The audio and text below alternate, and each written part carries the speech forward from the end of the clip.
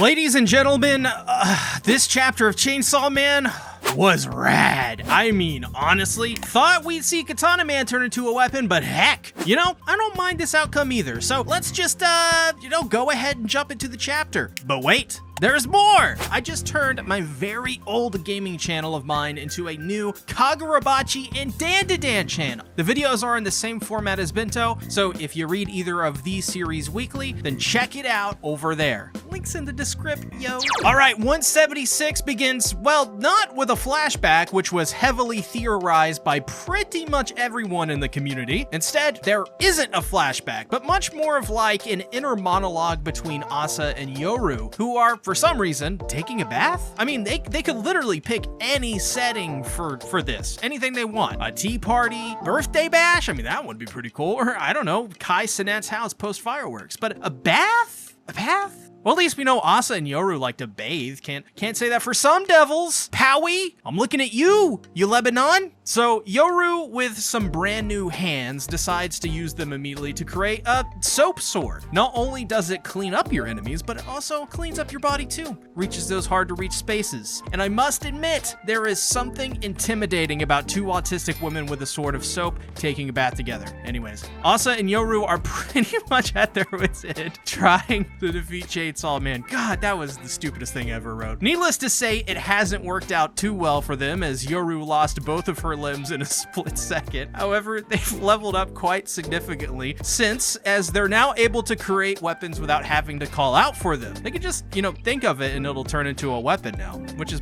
a huge bonus for them. Yet, Yoru still wants to beat Chainsaw Man, really badly. But it's somewhat complicated because as Chainsaw Man grows more powerful and feared, Yoru is as well. Now, while that's a good thing ultimately, essentially this means they get more powerful in tandem. So naturally, since Chainsaw Man is more powerful than Yoru outright, she can really never reach the heights of his power as long as he is feared. In many ways, I'd say both Chainsaw Man and Yoru actually complement one another, because as enemies, they are pretty much an awful matchup, but as partners, they would be practically unstoppable. A two-man power trip of sorts. Chainsaw Man could induce mass wars, and Yoru would ultimately benefit from that just as much as he does. So, in other words, I guess what I'm saying is, I worship it, yo. So, Asa being the logical one in this instance, which actually is technically her strength because she does think a lot. Some say she never stops thinking. That person being Yoru, of course, that Yoru buried the hatchet with Chainsaw Man because, as Asa puts it, defeating Denji wouldn't make Yoru happy anyways. And I found that to be an interesting line from Asa because it implies that Yoru has zero beef with Denji himself, only Chainsaw Man. So I think this probably confirms with 100% certainty that Yoru doesn't want to kill Denji or Chainsaw Man. She really only wants to defeat Chainsaw Man in a battle to prove who is stronger. So it's sort of like an honor type deal mixed with her pride and something a little bit extra,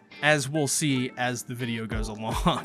Asa continues on, saying everyone remembered War's terror just like she wanted, and because of that, couldn't she say that she achieved her goals? It's a delicate balancing act, right? How much does Yoru want to defeat Chainsaw Man? How badly does she need that victory? Yet, she also achieved her main goals. So in many ways, this is a mirror of Denji and Pochita throughout part 1 and part 2, who have expressed countless times about this vague feeling of unsatisfaction. It's a core pillar of Denji's character. Is he happy? Is he unhappy? What is the will of Denji ultimately, and what will satisfy him? I think that is similar at its core to what Yoru wants. Defeating Denji wouldn't bring her happiness, but she knows what will: to reclaim the comrades eaten by Chainsaw Man, to make him vomit them back up. Oh my god, I can't wait. So Asa asks her if she has a method to do this, to defeat Chainsaw Man, and well, she has two methods. There are two weapons she can make that would be far more fearsome than Asa's, so to speak, beta cuck home and college fund weapons. And I love Asa's reaction to Yoru calling those such things trifling. She's like, really, dude? Are we really gonna diss my home and savings right now? Though Asa is confused because, heck, why didn't she use these things to begin with? Well, it's because doing so would run counter to what Yoru is trying to achieve. So Asa is like, well, then stop trying to fight Denji then. If you aren't going to pull out all the stops, then what is the point of fighting? It's just just gonna waste time and potentially get us both killed. So she slowly looks down to the reflection of herself in the water and fires herself up. I mean, fires herself up. She wants to beat Chainsaw Man to prove she is more fearsome, that her Soap McTavish sword are better. Far better. She's obsessed with it. So because of that, we snap back to reality where Chainsaw Man is about to cut off the head of Yoru mid-swing, and as this happens, she says to herself, "For that, would I even turn my own children into weapons? Well, I guess I would." With this killer art of Yoru without limbs and with some piercing eyes and no mouth, you know, I don't know why, but Yoru without a mouth is sort of growing on me. It just looks so imposing, as if she's otherworldly. She then says, "Come to mother, tank, gun," as we see the blood from her limbs kind of like, I don't know, just like kind of be sucked out to the left of her. It's a very weird shot. It's the first thing I noticed. I was like, what the hell's this? Holy shiz, y'all. The gun devil is the son of Yoru? I mean, it makes sense. Guns and tanks are the products of war. And dude, I don't know if you missed it, but she's literally war. Also, most importantly here, this means, technically speaking, Yoru is the only known mother in Chainsaw Man, I think, which in turn makes her, I think, a MILF? And hey, listen, I don't make the rules here. I simply enforce them. So in the Gulf of Mexico in a devil containment facility and in Mount Elbrus of the Soviet Union, both of her children come to her as she turns them into weapons which are grafted onto her arms as she quite literally shoots Chainsaw Man in the stomach as one of his arms is shot off in the process. Now listen, I'm sorry, but that 2-page spread got me more energized than a cup of Nescafe Gold or Gamer Subs. And by the way, I am partnered with Gamer Subs. I usually don't promote stuff like that on this channel, but I'm just saying, if you want, use code CTactics to get 10% off. Just this one time. And besides that, oh my god, the final page of this chapter is legendary.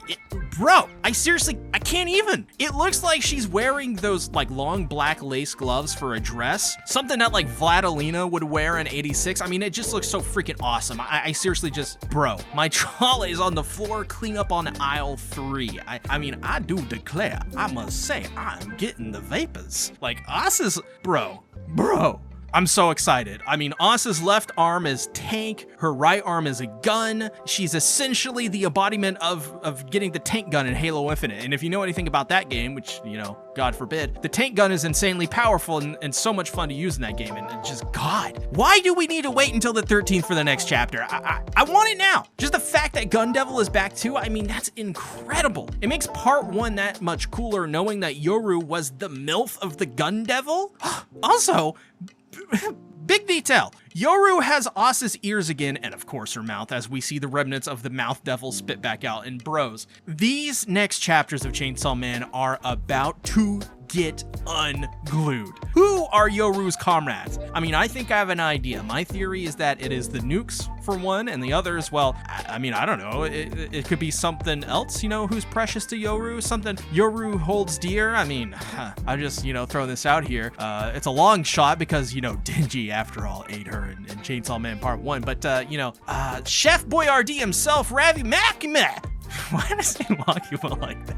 Makima! I'm not saying nothing. I'm just throwing that out there. I'd say less than 5% chance that that happens. But share your theories coming out of this chapter in the comments below. As well, guys, we are literally 50 subscribers away from reaching 6K subs. I promised in my last video that if I got 6K subs, I would make a video on the International Assassins arc like I did with my Bomb Girl video. So let's get those subs and likes up, at least for the MILF Yoru and Gun Devil returning. Thank you all so much for your support. I am just so hyped about Chainsaw Man right now. Thanks for watching. Bye-bye.